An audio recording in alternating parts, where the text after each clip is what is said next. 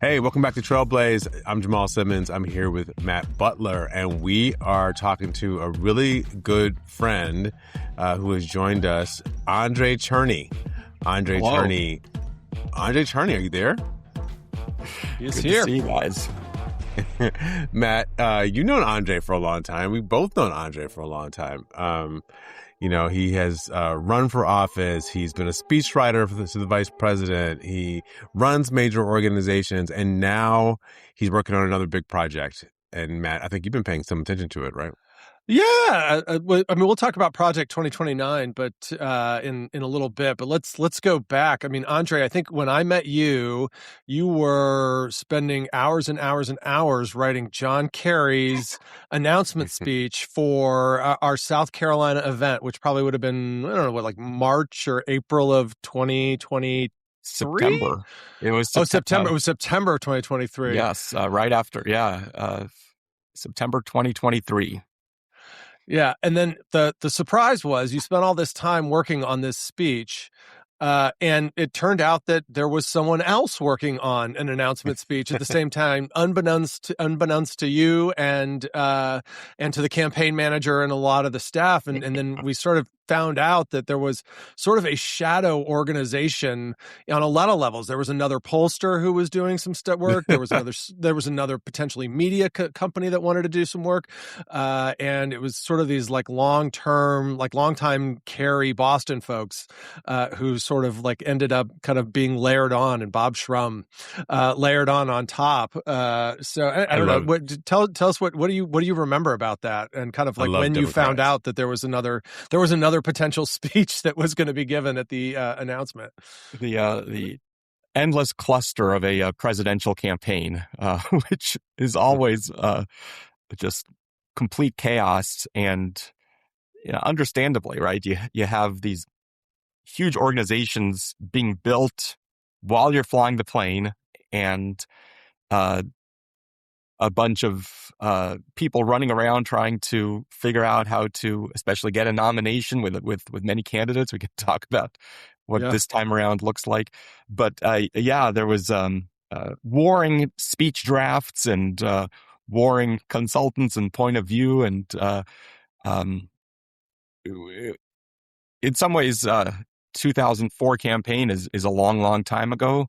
But I think it has some interesting lessons for this time around. It was probably this 2028 campaign is probably the most wide open presidential field since 2004, maybe even since 1992. And you had some established candidate. You had Howard Dean coming out of nowhere.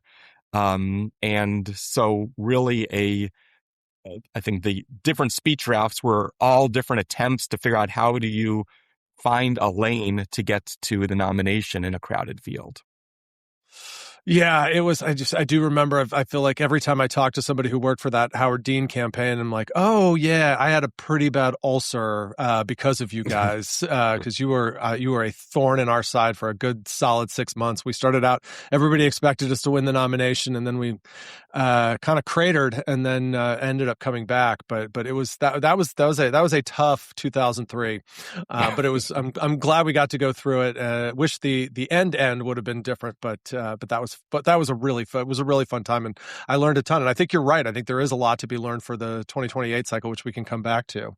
Well, Jamal and I knew each other on the 2000 campaign, which was another complete mess as well. Yeah, we've been at this for a long time. I think you think about these big swaths of interest in the Democratic Party that are always been around, right? So whether you go back to like the 80s, where there's, there's the Jesse Jackson movement versus, Mondale, or then, or Dukakis, in 1992, there was, kind of the Tom Harkin or some of the more liberal folks who were versus Bill Clinton, and then you keep going forward. Howard Dean was a watershed moment. And so I think Howard Dean was, in our generation, the crystallization of some really progressive politics. And then frankly, you get to 2008, where Barack Obama was kind of this hybrid, where he was of the progressive movement,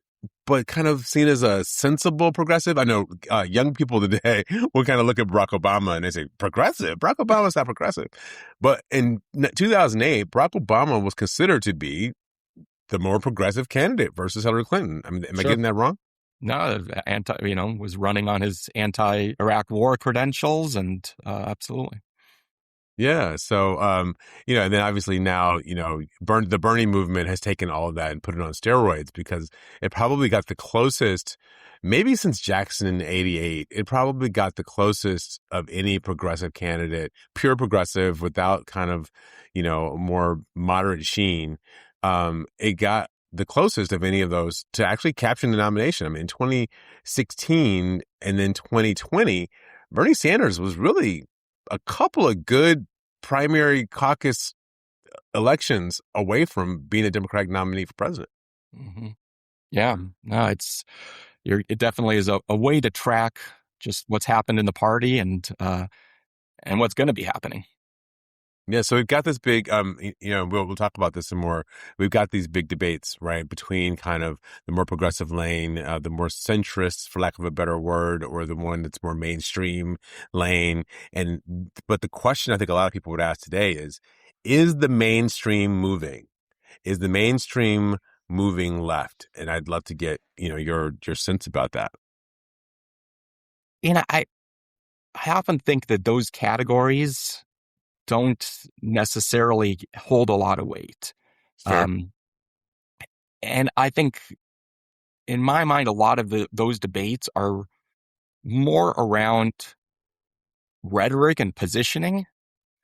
Should we be less woke on one side? Should we go after billionaires with more force rhetorically, as opposed to policy-wise? I know we'll talk about Project 2029, but part of the work there has been really bringing together people from across the liberal, progressive, Democratic Party spectrum.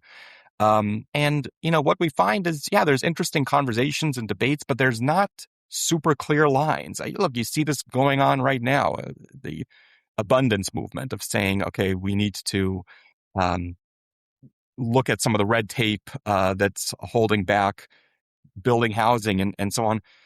A guy like Mayor Mamdani, who supposedly is on a very different rhetorical side of the Democratic Party, is looking at a lot of those types of solutions as well. So you look at a Mayor Mamdani and a Mikey Sherrill in New Jersey, you would say they're very, very different in terms of wings of the Democratic Party. But you look at what they're talking about: affordability, how to bring down electric rates, how to help kids get childcare.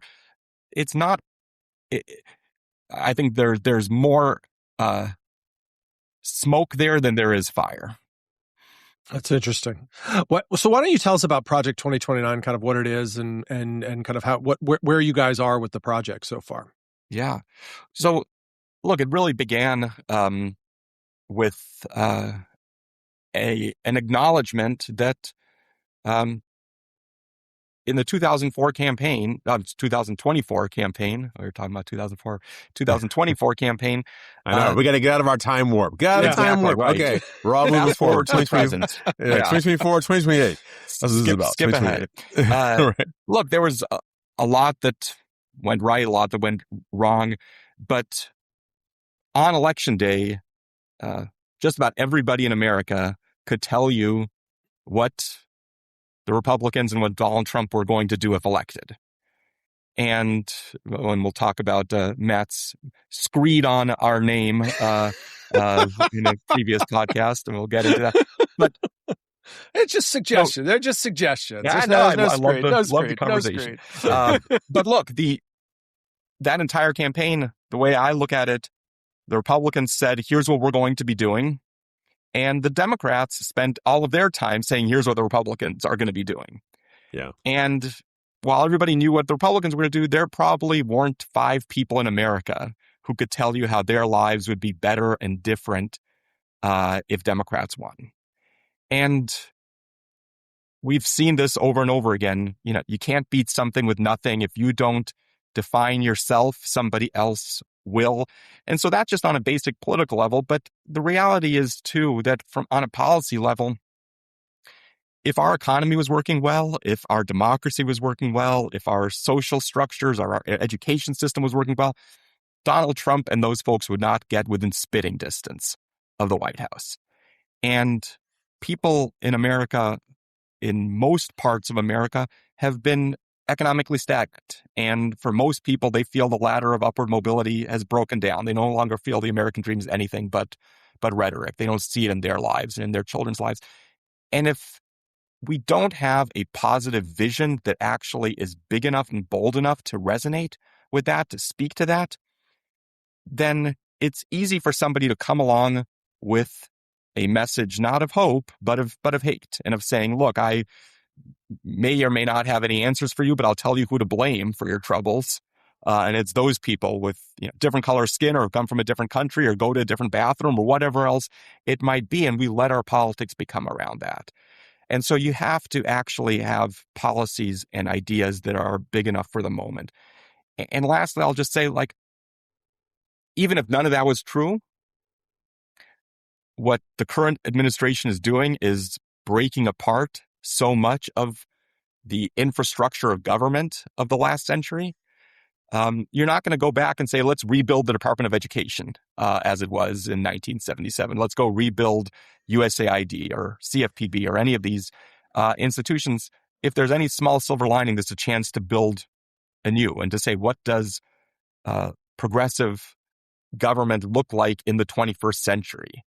And how do we deal with issues like AI and issues like climate change and all of these other big challenges that this is a moment to hopefully confront in real ways? And so that's what that's the idea of what we're doing. What we've been working on is bringing together literally hundreds of the top experts on, you name the issue, whether it's housing or healthcare or national security, people who have experience in the past three Democratic administrations, but a lot of other new voices as well, people who are in academia or think tanks or professors or private sector, and really hunting for the best big new ideas, and going to start rolling them out over the next year, and culminating in a Project 2029 volume that'll be 30 to 50 big ideas, really, as the primary process gets going. People can follow what we're doing at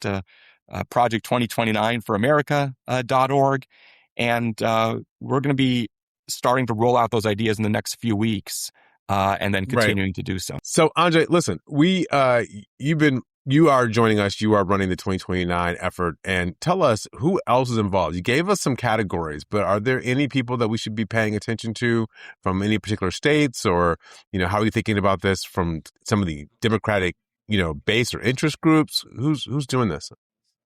So I'm not running it day to day. I'm chairing the effort, and we have a great executive director named Chad Mizell, who's driving this, and a team of folks that are working on it. But we've been really reaching out broadly, talking to folks at many of the different think tanks, and I think that maybe gives a sense of the breadth. So people from the Roosevelt Institute and Groundworks Collaborative on what maybe more of what would be described as the left, people from Center for American Progress, New America, people from the Third Way organization and Progressive Policy Institute on maybe more the centrist side of things. And again, it's not just think tanks, but it is people with deep experience in past administration. Some of the names have been public, but really it's built into working groups that are about 300 people currently who are really doing the day-to-day work on these different issue areas.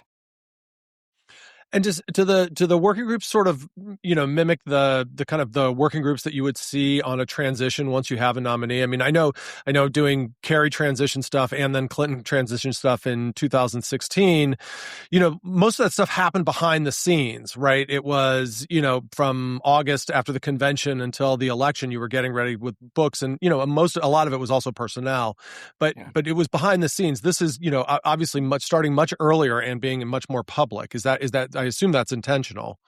Absolutely. Look, I'd say it's a little bit like that, but it's also a little bit like what you would see on a presidential campaign, where you have policy teams working on different issue areas. And really, as we think about what we're doing, there's different concentric circles of the audience that we're speaking to. But part of it is to those presidential candidates and their teams, giving them some ideas that they can take off the shelf and run on. In a past life, I was editor and co-founder of Democracy Journal. And when we started that in 2005, one of the first people we worked with was then law professor Elizabeth Warren, who had an idea that she came to us with for what she was thinking of calling the Financial Product Safety Commission. And so we ran that idea and published it for the first time and put together a PR strategy around that and got her on CNN. I remember how excited she was to be able to get on CNN back then. That's fantastic. And then we shopped it to the different presidential candidates. And we were talking about some of these past campaigns. We shopped it to Hillary Clinton's campaign, and they said, no, we don't want a new bureaucracy like this. We shopped it to Barack Obama's campaign. He said, no. John Edwards was the only person who ran on that idea in 2007, 2008. And then when Senator Obama became the nominee, he adopted it and put it into his platform and his policy plan. And then it became the Consumer Financial Protection Bureau after the Dodd-Frank bill. So that's a little bit of the model that we're going with here. Let's put out some big, bold ideas. Let's put out some big swings. And then know that we're great. Yeah. That's great. So you're saying you want to put out some big, bold ideas. What are a couple of the big, bold ideas that you're willing to talk about? What can you say right now that people should be thinking about getting ready for this 2029 launch? So, like I said, we're working on the entire landscape of ideas, and there's a lot more coming. We've previewed some of them, but I'll just say this with a caveat that just because we're talking about this issue doesn't mean we're not working on issues A, B, C, D, E, and F, and those are still coming. But, one idea that I'm excited about is ending the monopoly on the electric grid. Again, we're talking about affordability. We're talking about people's electric bills rising and rising, and that's been such a sore subject for a lot of people.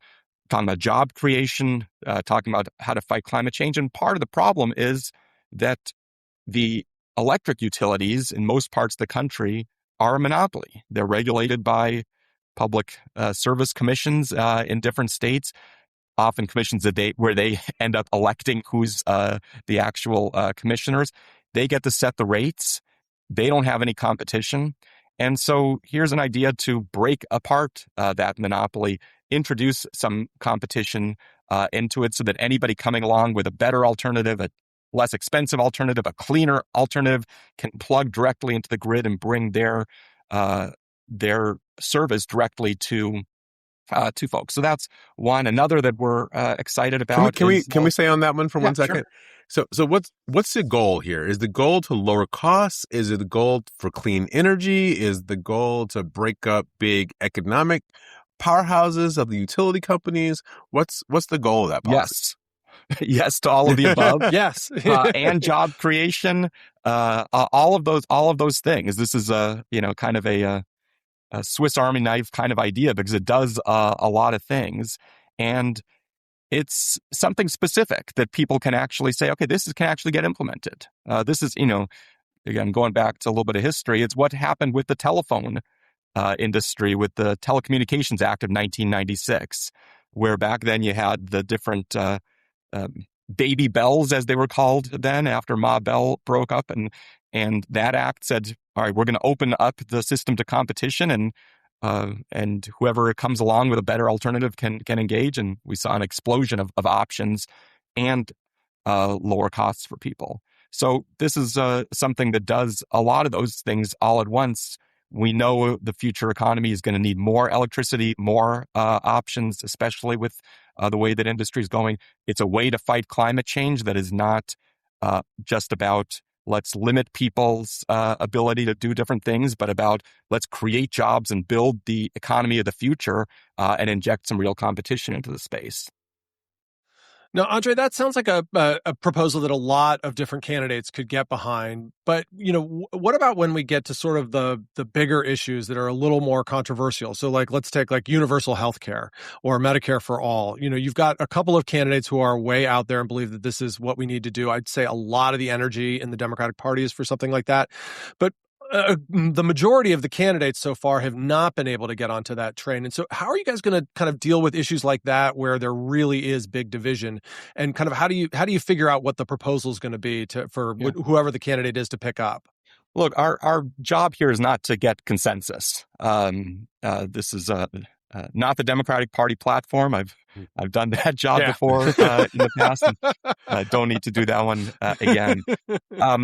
What is the value add that we can offer is some new thinking and some new ideas. And so Medicare for All has been out there, and there's people who are going to be running on it, and there's pluses and minuses for that, and people who are going to be for and against it.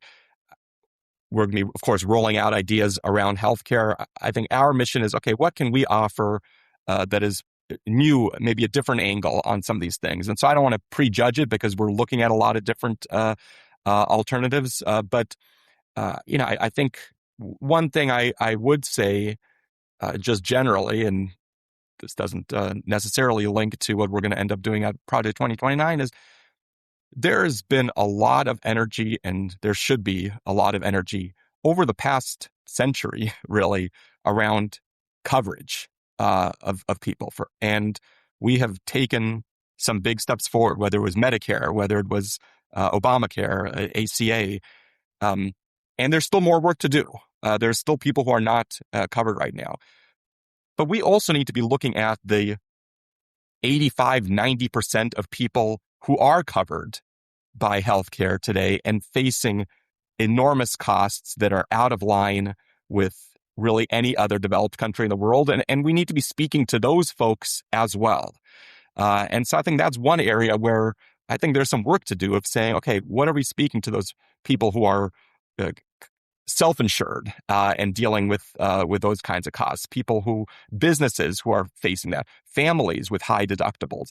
How do we speak to that that is a way to address some of those issues as well? So I think that's the kind of thing that hopefully we can be injecting some new ideas into this debate and into the bloodstream. So Andrei, before we move to the end of the segment, here's the thing that's really gnawing on me, and I want to know what your take is on this. It seems to me that a big reason why we are in this predicament, you talked about the ways the government hasn't been working, is that people feel like the growth trajectory of the country is declining. Their opportunity to participate in that growth is evaporating. Their sort of American dream concept is slipping through their fingers like sand at the beach.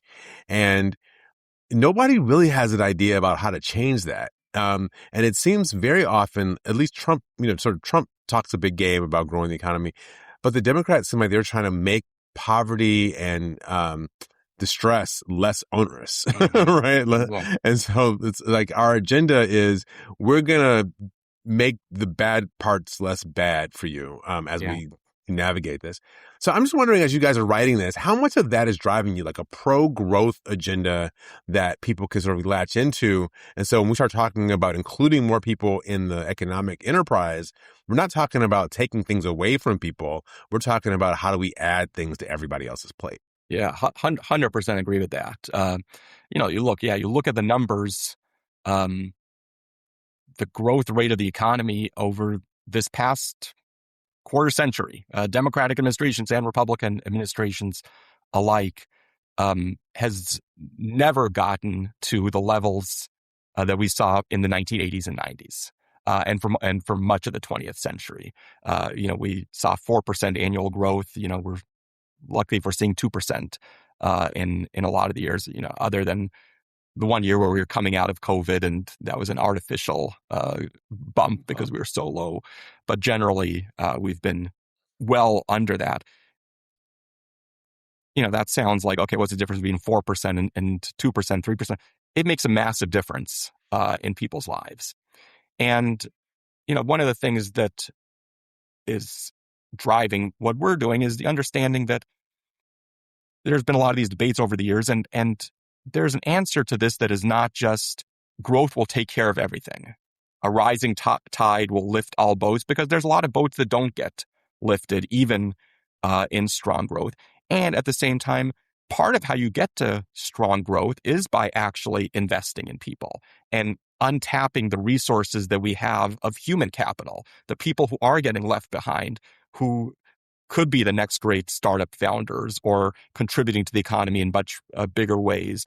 And, with AI, that's going to become even more and more important because it's going to be taking away some of those entry-level jobs, not just blue-collar jobs, but white-collar entry-level jobs as well. And so that investment in people is going to become more important. So there's an answer here around growth that is looking at the industries of the future and how we power them, both literally and metaphorically, how we drive that kind of growth in terms of building the infrastructure of America, whether it's physical infrastructure, human infrastructure, and so on.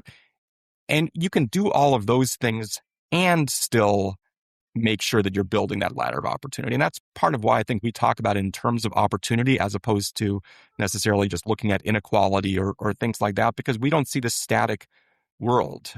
Part of what I think being an American is about is this idea that if I apply myself, I can do better.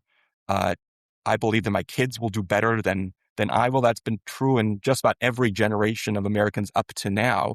And that's not just a public opinion view. That is actually the reality of most people's lives, that their kids aren't doing better. And that's one of the things we have to reverse, because that is how growth gets translated into the individual level. All right. Andrei Cherny, thank you for joining us. We look forward to seeing more from Project 2029 and see what kind of big ideas you guys have coming. Yeah, hope folks will visit us and join us and become part of this conversation. And what's the website again? Project2029foramerica.org. So Matt, there's a lot going on right now. Obviously, people are consumed by what's happening in Maine. I think right now, today, I'm particularly consumed about what happened in Madison Square Garden during the Knicks game, which we have not talked about how Trump jinxed the Knicks. Yeah, well, I mean, bad stuff happens when he enters the building. So, I mean, I think didn't he come to one of the Washington Nationals World Series games at home, and I think they lost at home when he was there because they lost all 3 games at home in that series. So, look, I mean, James Dolan, you get what you asked for. You invited him, and that's what you got. So. Lord, I mean, people said that it was horrible trying to get into Madison Square Garden. 2 hours early, you had to arrive to go through the magnetometers. They put him up on the screen, and as they call it, the Bronx cheer, right? Yeah. The boos were deafening. 65% of the audience booing. Yes, exactly. And then the big nap. To come, you're knocked out. You're sitting in a $25,000 seat and you're asleep. So I don't know, but he is the most unpopular president in history, and he's not doing anything to help himself. I mean, it really is. It's shocking, and I guess it's not shocking, but it's interesting.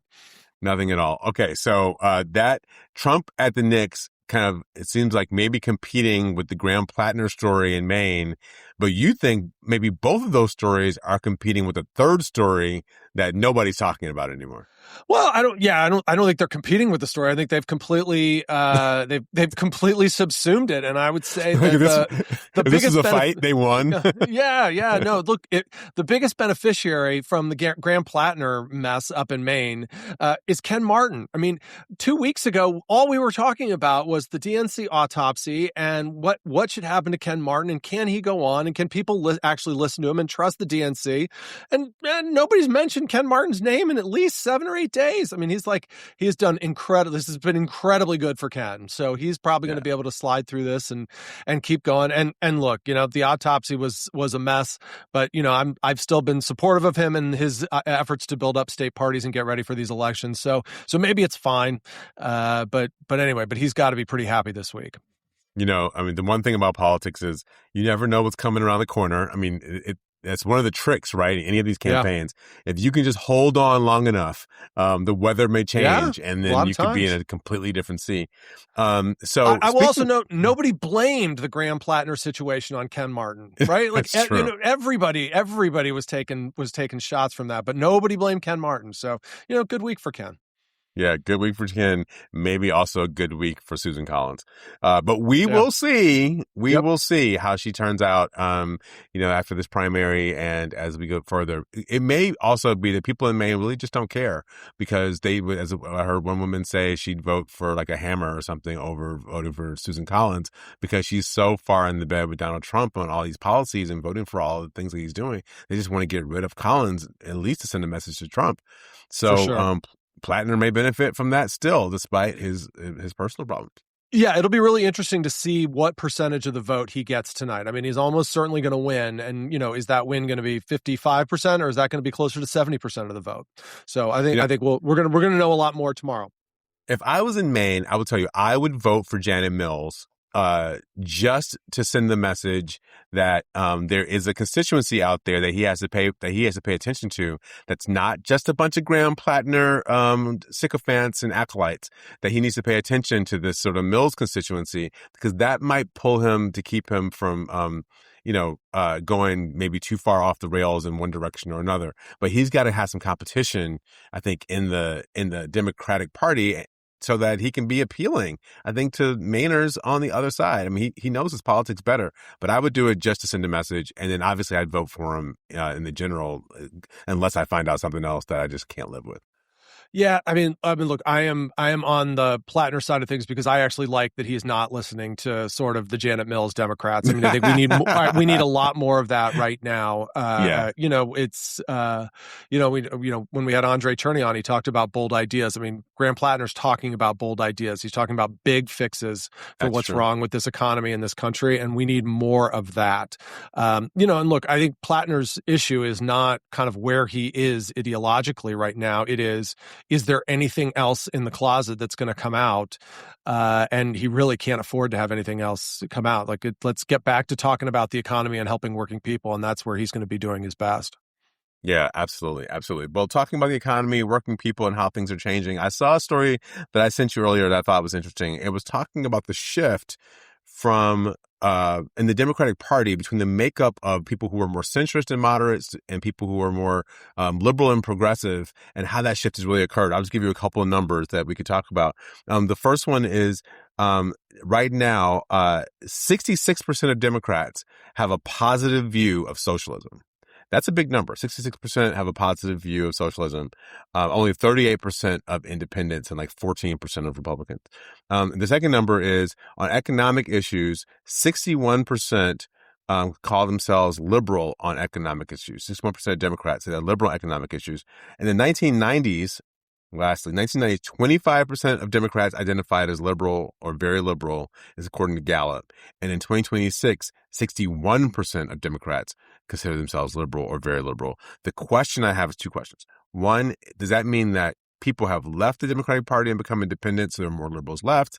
Or have people who were Democrats migrated more to the left than the center, where maybe we thought they were 25 years ago, 30 years ago? My guess is it's the latter. When we grew up sort of as we're, in our kind of 20s in politics, in the early 90s, we're coming out of basically 20, 25 years of the right really taking the word liberal and absolutely making it toxic. And, it was the politics were a little bit different in the late 60s going into the 70s. And so, people ran from the word liberal and Democrats were terrible on foreign policy and we were weak and the Soviet Union was going to basically be on our doorstep if you were elected a Democrat. And so we lost 3 big presidential elections right in a row. And it wasn't until until Clinton came along in 92.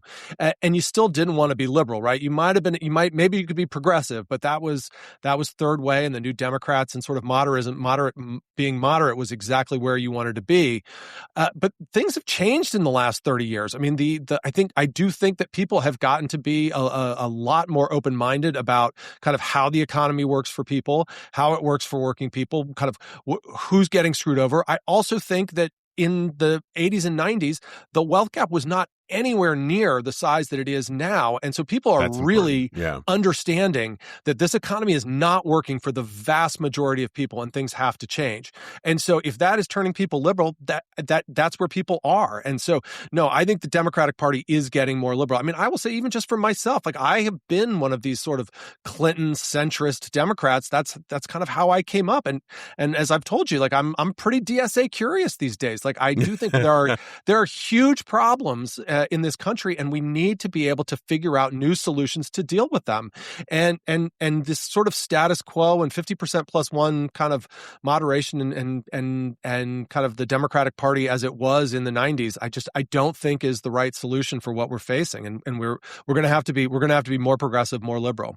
I think you nailed something that it's a hard conversation maybe for people who are more liberal to give credit here, but I do think this is real. It's almost like the Democrats are benefiting from earlier successes, or some would say the centrists are being hit for earlier successes. Bill Clinton made it safe to be a Democrat and run for president again. I know that's hard for people to remember, but as you just laid out, Democrats, not only if we lost 3 elections in a row, except for Jimmy Carter, we had lost the 2 elections before that. Right. So there's only been one Democrat elected president since 1964, by the time Bill Clinton ran in 1992. So Bill Clinton made it safe for Democrats to be president again. Then his economic policies had a lot of growth. People liked it. They didn't like his personal behavior. Al Gore got punished for that in 2000. Then you get Barack Obama, who's really more progressive, but he's got a lot of economic policy maybe that comes from Clinton, and people don't really like that. And so there's a blowback against Obama. You can really trace it back to the way he didn't go after bankers after the 2010, 2009, 2009 financial collapse. And he didn't really go after Wall Street. And I think people said, no. We want some justice here. We're not for this kind of Wall Street economics anymore. And so now I think people are much more comfortable speaking up about it. And also the stakes are lower. People will vote for Democrats. We know that people will vote for Democrats. So you don't have to kind of pretend to be a Republican or have a Republican light policy in order to get elected. Yeah, and I also think we're seeing people move like to the extremes. I mean, that's sort of the social media social media kind of universe that we're living in. Like the extremes get amplified. That's what gets rewarded. That's what gets spit out in the things. And so folks are going far right and far left. And so that's what people are hearing about. And as we talked about last time, sort of centrism is kind of boring. So. We'll keep seeing where we go. We did I used to work with the University of Chicago that put out a millennial poll back when millennials were a thing. Now millennials are like 40-something-year-old homeowners with kids and, worried about their taxes. But one of the questions was, is America becoming more liberal, or is really the impact that America is becoming more diverse, and that the diverse populations of people are also bringing more liberal politics into the mainstream? And so one of the things that I think this group found at University of Chicago was that a lot of white youth weren't really as progressive as their Black and Latino friends, except on a couple of issues, particularly around women and rights for women, and then around rights for LGBTQ. That was something that had clearly moved from, the boomers to the millennials, was a steady progression of rights for women and for LGBTQ Americans. Yeah, I also think that there is, with younger voters, that they have the ability to hold many more positions than we used to. And I remember, so they can be like in 4 or 5 different positions, and in fact, they want to be able to have different positions so they could from their other friends. And I remember, and this is got to be 10, 15 years ago, I saw Nathan Daschle, the son of Tom Daschle, do a presentation. And basically, he's our age. And he basically said, look, when we grew up, you watch TV, there were 3 channels, right? There was ABC, NBC, and CBS. And you, whatever that affiliate was, you watched what was on at that time. These younger folks, like the younger millennials and all of Gen Z, they have had on demand their entire existence. They are not going to be put into either binary decisions like, oh, you can either vote Republican or Democrat. Like, they're just not going to accept that. They've always had as much choice as they possibly want. And so I think you're feeling that now in these kind of very diverse policies and kind of political stances. So I think was very interesting.